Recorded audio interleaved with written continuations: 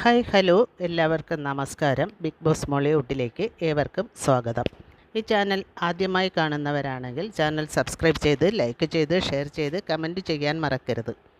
Big Boss Malayalam season 6 ആദ്യത്തെ weekend episode, അതായത് ലാലേട്ടൻ്റെ ആദ്യത്തെ എപ്പിസോഡ് നിരാശ നൽകിയില്ല എന്ന് തന്നെയാണ് പറയാനുള്ളത്. കണ്ടസ്റ്റൻസിനെ അവരുടെ പിഴവുകൾ പറഞ്ഞ് മനസ്സിലാക്കി കൊടുക്കാൻ ലാലേട്ടനാൽ കഴിയും വിധം നേരിട്ടും അല്ലാതെയും ശ്രമിച്ചു.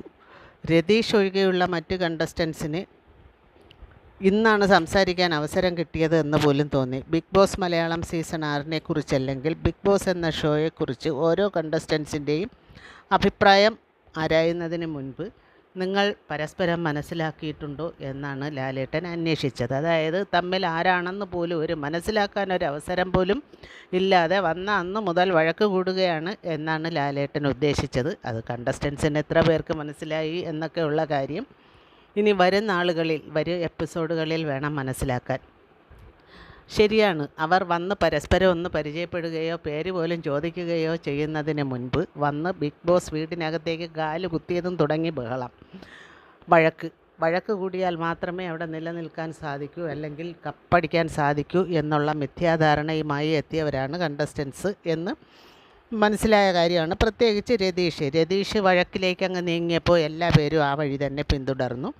അതുകൊണ്ട് തന്നെ അവരൊന്ന് പരസ്പരം മനസ്സിലാക്കിയിട്ട് പോലുമില്ല. പരസ്പരം മനസ്സിലാക്കുന്നതിന് മുമ്പ് തന്നെ അടി, വഴക്ക്, പ്രേമം, അങ്ങനെയുള്ള എല്ലാ സംഭവങ്ങളും അവിടെ സംഭവിച്ചു എന്നുള്ളതാണ് അത്ഭുതകരം. ബിഗ് ബോസ് മലയാളം സീസൺ 6 കുറിച്ച് അല്ലെങ്കിൽ ബിഗ് ബോസ് എന്ന ഷോയെക്കുറിച്ച് ഓരോ കണ്ടസ്റ്റൻസിൻ്റെയും അഭിപ്രായമാണ് ആദ്യം ആരാഞ്ഞത്. ഈ സീസണിനെ സംബന്ധിച്ചിടത്തോളം ആ ചോദ്യം വളരെ അത്യാവശ്യമായിരുന്നു.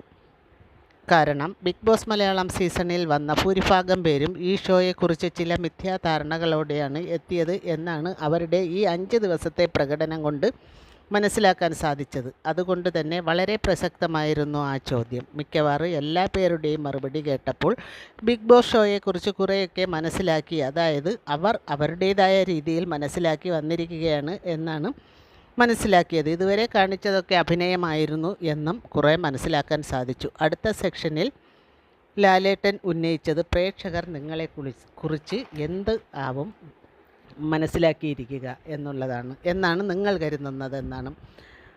അതിന് സൂപ്പർ സ്റ്റാർ, ഹീറോ, സീറോ എന്നിങ്ങനെയുള്ള ടാഗും നൽകിയിട്ടുണ്ട്. അത് അവരവർക്ക് യോജിച്ചത്, അതായത് പ്രേക്ഷകരുടെ മനസ്സിൽ നിങ്ങൾ ഹീറോയാണോ, സീറോയാണോ, സൂപ്പർ സ്റ്റാർ ആണോ എന്ന് ആണ് നിങ്ങൾ കരുതുന്നത് എന്നുള്ളത് അത് സെലക്ട് ചെയ്യാനാണ് ലാലേട്ടൻ പറഞ്ഞത്.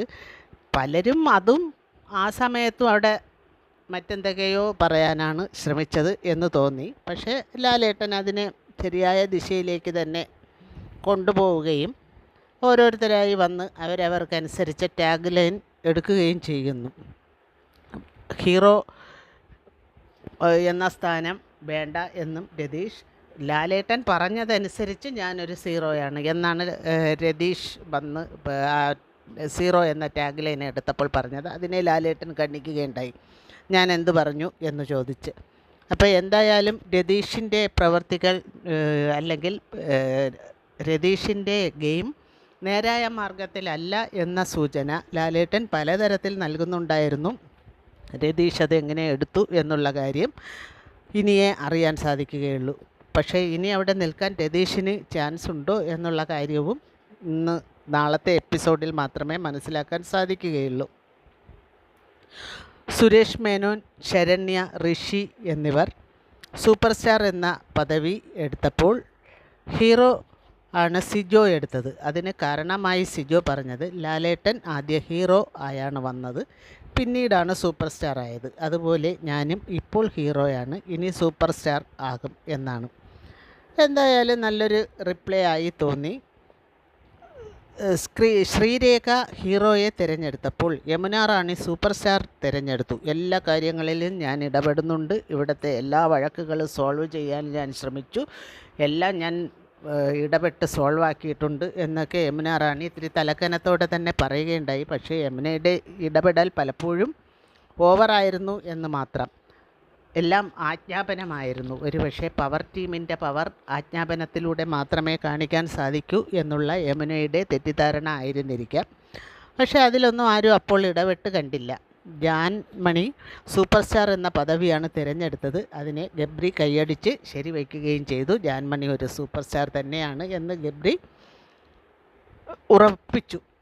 റോക്കി ഗബ്രി ജോസ് ആണെങ്കിൽ ഹീറോയാണ് തിരഞ്ഞെടുത്തത്. ഞാൻ ഹീറോയാണ് എന്ന് പറഞ്ഞ് ഹീറോ തിരഞ്ഞെടുത്തത് റോക്കി എതിർക്കുകയുണ്ടായി. ഭക്ഷണം നിഷേധിക്കുന്നത് ഹീറോയിസ അല്ല എന്നും രാവിലെ എണീറ്റ ഉടൻ ആ മൂലയ്ക്ക് പോയിരുന്ന് സംസാരിച്ചു കൊണ്ടിരിക്കുന്നത് ഹീറോയിസം അല്ല എന്നും ഇതിലെ ഒരു ജോലിയും ചെയ്യാതെ അങ്ങോട്ടും ഇങ്ങോട്ടും നടക്കുന്നത് ഹീറോയിസം അല്ല എന്നും റോക്കി ചൂണ്ടിക്കാണിക്കുകയുണ്ടായി. ശരിക്കും ഗബ്രി ഇതിൽ നിന്നും ഗബ്രിയുടെ ഇപ്പോഴത്തെ പിഴവുകൾ മനസ്സിലാക്കിയാൽ വളരെ നന്നായിരിക്കും. ആഹാരം കൊടുത്തോ കൊടുത്തില്ലേ, അതിന് ഇതുവരെ ആരും അവിടെ പട്ടിണി കിടന്നിട്ടില്ല, അങ്ങനെ പറഞ്ഞു എങ്കിലും കൊടുത്തിട്ടുണ്ട് എന്നൊക്കെ ഗബ്രി അതിനെ ന്യായീകരിക്കുന്നുണ്ട്. എങ്കിലും ഗബ്രിയും പവർ ടീമിലെ അംഗങ്ങളും ന്യായീകരിക്കുന്നുണ്ട്. യമുന റാണി, ശ്രീരേഖയൊക്കെ അതിനെ ന്യായീകരിക്കുന്നുണ്ട്. പക്ഷേ എത്രയൊക്കെ ന്യായീകരിച്ചാലും ഒരാളിൻ്റെ മുഖം നോക്കി നിനക്ക് ഭക്ഷണം തരില്ല, അല്ലെങ്കിൽ നീ ഇന്ന് കഴിക്കേണ്ട ഡിന്നറില്ല, അത് തരില്ല എന്നൊക്കെ പറയുമ്പോൾ തന്നെ അവരുടെ ഉള്ള വിശപ്പ് പകുതിയും കെട്ടുപോകും സാധാരണ ഗതിയിൽ. പിന്നെ ബിഗ് ബോസ് ഹൗസ് ആയതുകൊണ്ടും അവിടുത്തെ സാഹചര്യം കൊണ്ടും മാത്രമാണ് ആളുകൾ ഭക്ഷണത്തെ ഇങ്ങനെ നിഷേധിക്കുമ്പോൾ വീണ്ടും കഴിക്കാൻ അവർക്ക് പ്രേരണയാകുന്നത്. അല്ലാതെ പുറത്താണെങ്കിൽ ഒരാൾ നിനക്ക് ഇനി ഞാൻ ഭക്ഷണം തരൂല എന്ന് പറഞ്ഞാൽ പിന്നെ ആ വീട്ടിൽ പോയി കഴിക്കാൻ ആരും തയ്യാറാവില്ല. അതുകൊണ്ട് ഭക്ഷണത്തിൻ്റെ കാര്യത്തിലൊന്നും ആരും ഇത്രയും കർക്കശ നിലപാടുകൾ എടുക്കുകയും അതിൽ കയറി ഇടപെടുകയും ചെയ്യുന്നത് ഒരു കാരണവശാലും ശരിയല്ല തന്നെ. ആദ്യത്തെ ആഴ്ചയിൽ ഗബ്രി ജോസിന് ഇങ്ങനെയുള്ള ചില പിഴവുകൾ സംഭവിച്ചിട്ടുണ്ട്. പക്ഷേ പവർ ടീമിൻ്റെ അധികാരത്തെക്കുറിച്ച് നേരെ അറിയാതെ തങ്ങൾ പവർ ടീമെന്ന് പറഞ്ഞാൽ ഇങ്ങനെ ശിക്ഷ നൽകാനുള്ള ആളുകളാണ് എന്നുള്ള ഒരു മിഥ്യാധാരണയാണ് ഗബ്രി ജോസിനെ കൊണ്ട് ഇങ്ങനെ ചെയ്യിച്ചത് എന്ന് തോന്നുന്നുണ്ട്. ഇത് നേരത്തെ തന്നെ ഞാൻ ഈ കാര്യത്തെ നേരത്തെ ഇതിന് മുമ്പുള്ള റിവ്യൂകളിൽ ഞാൻ സൂചിപ്പിച്ചിട്ടുണ്ട്. ഇങ്ങനെ ഭക്ഷണത്തെ എടുത്ത് അതിനെ ചൊല്ലി വഴക്കുണ്ടാക്കുന്നതും അത് നിഷേധിക്കുന്നതും ഒരു കാരണവശാലും നല്ല കീഴ്വഴക്കമില്ല. പവർ ടീമിൻ്റെ പവർ കാണിക്കേണ്ട രംഗങ്ങൾ അല്ലെങ്കിൽ അവസരങ്ങൾ വേറെ ഉണ്ട്, അവിടെയാണ് കാണിക്കേണ്ടത്. പക്ഷേ അങ്ങനെ ഉള്ള സമയത്തൊന്നും പവർ ടീം അധികാരം കാണിക്കുകയോ ആ പവർ ടീമിൻ്റെ അധികാരങ്ങളെ നേരായ മാർഗത്തിൽ കൊണ്ടുപോകാനോ അവർക്കതൊരു നല്ല ഗെയിം പ്ലാനാക്കി മാറ്റാനോ കഴിഞ്ഞിട്ടില്ല എന്നുള്ളത് ഖേദകരമാണ്. ഇനിയെങ്കിലും അവരുടെ പിഴവുകൾ മനസ്സിലാക്കി അടുത്ത വീക്ക് മുതലെങ്കിലും അതിനനുസരിച്ച് ഗെയിം കളിച്ചാൽ വളരെ നന്നായിരിക്കും. അല്ലെങ്കിൽ അർഹതയില്ലാത്തവർ കപ്പ് കൊണ്ടുപോകും. നേരെ ഗെയിം കളിക്കാതെ എല്ലാവരും ഇങ്ങനെ നിൽക്കുകയാണെങ്കിൽ ലാസ്റ്റ് തമ്മിൽ ഭേദം തൊമ്മൻ എന്ന നിലയ്ക്ക് ആർക്കെങ്കിലും കപ്പ് കൊടുത്ത് വിടേണ്ടി വരും. അങ്ങനെയാണ് ഇതുവരെ പല സീസണുകളിൽ സംഭവിച്ചിട്ടുള്ളത്. അതുകൊണ്ട് തന്നെ ഇപ്പോൾ അത് മനസ്സിലാക്കി കണ്ടസ്റ്റൻസ് എല്ലാം ഇപ്പോഴെങ്കിലും അവരുടെ തെറ്റുകൾ തിരുത്തി നേരെ പോയാൽ അവർക്ക് തന്നെയാണ് നല്ലത്. ലാലേട്ടൻ വേണ്ട സൂചനകളൊക്കെ ഇപ്പോൾ കൊടുത്തിട്ടുണ്ട്.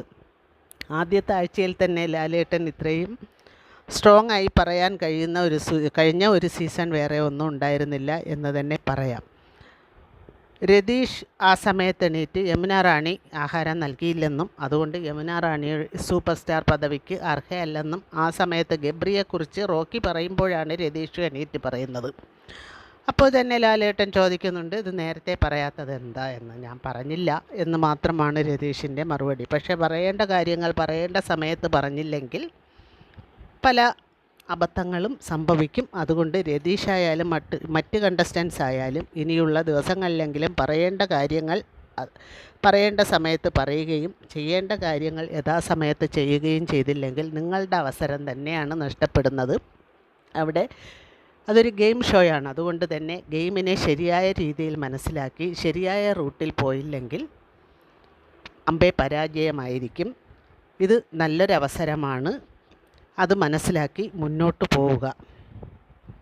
ആഹാരം നിഷേധിക്കുന്നവർ സൂപ്പർ സ്റ്റാർ അല്ല എന്ന അഭിപ്രായം പൊതുവെ എല്ലാവരുടേക്കും ഉണ്ടായി എന്ന് തന്നെ മനസ്സിലാക്കാം. പക്ഷേ പവർ ടീമിലുള്ളവർ മാത്രമാണ് ഞങ്ങൾ ഭക്ഷണം കൊടുക്കാതിരുന്നിട്ടില്ല, പറഞ്ഞിട്ടേ ഉള്ളൂ എന്നൊക്കെ പറയുന്നത്. പറഞ്ഞാലും അത് തെറ്റ് തന്നെയാണ്.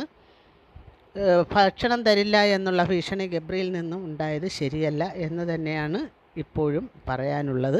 അതിനെ എത്രയൊക്കെ ന്യായീകരിച്ചാലും അതൊരു ന്യായീകരണമായി മാറില്ല. പക്ഷേ ഗബ്രിക്കെതിരെ വന്ന ഈ ആരോപണങ്ങൾക്കെല്ലാം മറുപടി പറയുന്നത് ജാസ്മിനാണ്. അതാണ് ഖേദകരം. ഗബ്രി മിണ്ടാതിരിക്കുകയാണ്. പറയുന്നവരൊക്കെ പറഞ്ഞോട്ടെ എന്ന് വിചാരിച്ച് ഒരു കുലുക്കവും ഇല്ലാതെ അങ്ങനെ വെറുതെ ഇരിക്കുകയാണ്. പക്ഷേ ഇതിനെല്ലാം കയറിപ്പിടിച്ച് റിപ്ലൈ ചെയ്യുന്നത് ജാസ്മിനാണ്. അതിൻ്റെ ആവശ്യം എന്താണ്?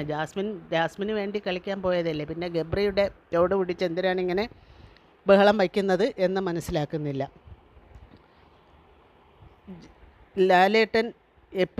ലാലേട്ടൻ്റെ എപ്പിസോഡ് ആണെന്ന് പോലും ഓർക്കാതെ ഓരോ ഇടവേളകളിലും അവർ തമ്മിൽ ഒരു സ്പെഷ്യൽ അടി ഇന്നും നടക്കുന്നുണ്ട്. പക്ഷേ ഇനിയും ഇതൊന്നും മനസ്സിലാക്കിയില്ല എന്ന് വേണം അതിൽ നിന്നൊക്കെ മനസ്സിലാക്കാൻ. ഇനി എന്തായാലും ഇന്നത്തെ എപ്പിസോഡിൽ പറയാതെ വിട്ട പല കാര്യങ്ങളുമുണ്ട്. ലാലേട്ടൻ പറയാതെ സൂചിപ്പിക്കാതെ വിട്ട പല കാര്യങ്ങളുമുണ്ട്. അതൊക്കെ നാളത്തെ എപ്പിസോഡിൽ പറയും എന്ന് വിശ്വസിക്കുന്നു. രതീഷ് പുറത്തായി എന്നൊരു വാർത്തയും കേൾക്കുന്നുണ്ട്. അത് എത്രത്തോളം ശരിയാണ് എന്നറിയണമെങ്കിൽ നാളത്തെ എപ്പിസോഡ് വരെ കാത്തിരുന്നേ മതിയാവും. ഒരു പക്ഷേ രതീഷ് പുറത്തായതാണോ ഇജക്റ്റ് ആയതാണോ അതോ എന്തായാലും വോട്ടിങ്ങിൻ്റെ നില വെച്ച് രതീഷ് പുറത്താകാൻ സാധ്യതയില്ല. കാരണം ഈ അൺഒഫീഷ്യൽ വോട്ടിങ്ങുകളിലെല്ലാം രതീഷ് സാമാന്യം തെറ്റില്ലാത്ത വോട്ടുകൾ നേടി മുന്നിൽ നിൽക്കുന്നുണ്ട്. മുന്നിലെന്ന് പറഞ്ഞാൽ തീരെ മുന്നിലല്ലെങ്കിലും പുറകിലല്ല നിൽക്കുന്നത്. അതുകൊണ്ട് തന്നെ വോട്ടിൻ്റെ അടിസ്ഥാനത്തിൽ രതീഷ് പുറത്താകാൻ സാധ്യത വളരെ കുറവാണ്. അതുകൊണ്ട് ഒരുപക്ഷെ ഇജക്റ്റ് ആയതാണോ പുറത്താക്കിയതാണോ എന്നൊക്കെയുള്ള വിവരങ്ങൾ അറിയാൻ അടുത്ത എപ്പിസോഡ് വരെ കാത്തിരിക്കേണ്ടി വരും.